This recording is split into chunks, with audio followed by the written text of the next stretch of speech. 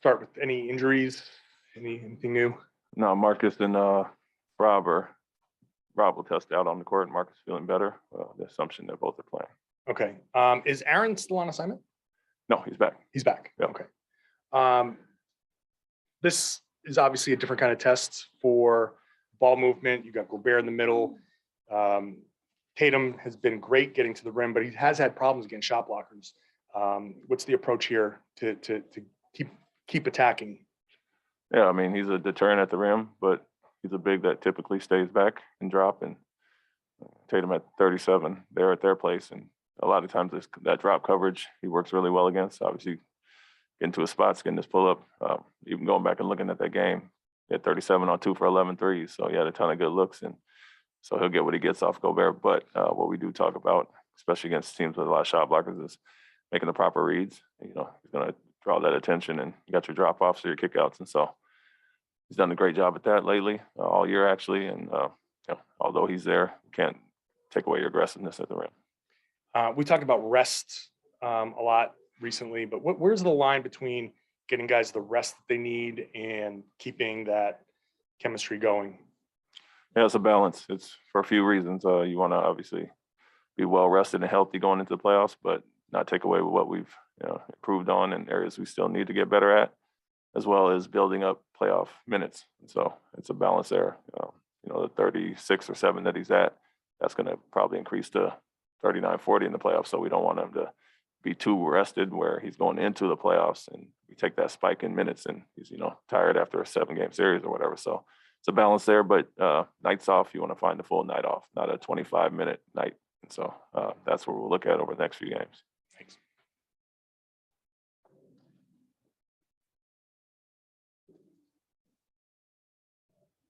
Your defense obviously had a massive turnaround, but your effective field goal percentage since January 1 is pretty dramatically different also. What allowed that to happen? What took place there?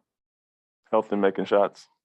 We got good looks early in the season that we didn't make, and guys got closer to their career averages, and some guys have exceeded those obviously all year. Guys like Grant, Josh were shooting really well early, but everybody else kind of came back to life and to where they were usually at.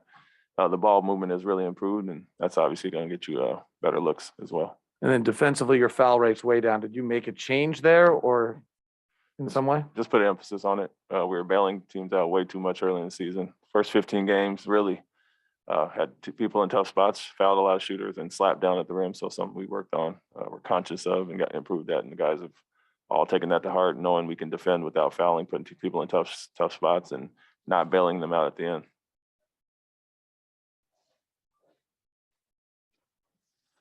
You've obviously been around a bunch of great defensive players, with Tim Duncan and Kawhi and Joel, and obviously you've got guys like Marcus Smart, Robert Williams this year.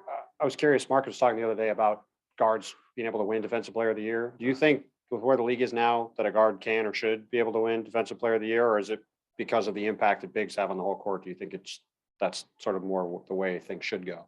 Yeah, it's tougher. And I mentioned a few weeks ago, when you look at sheer numbers of rebounds and shot blocks and those things, the bigs are going to get the benefit there. Guards, obviously, for us especially, Marcus sets the tone on a night in, night out basis.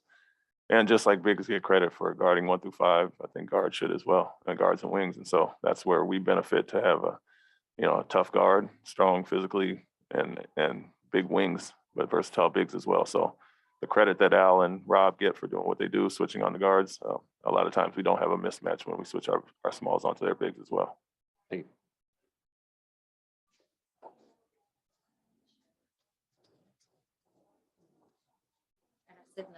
Ime, how tough is this game? I mean, coming off the road trip, the long flight home, only a day off, facing one of the better teams in the NBA. You've experienced it as a player as well.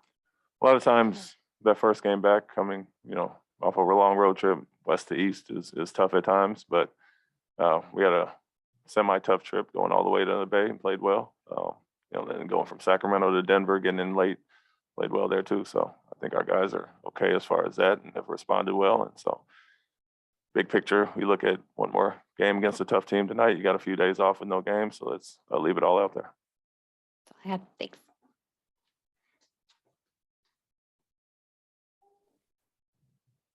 Wrap it up right there. Thank you, Coach. Thank you.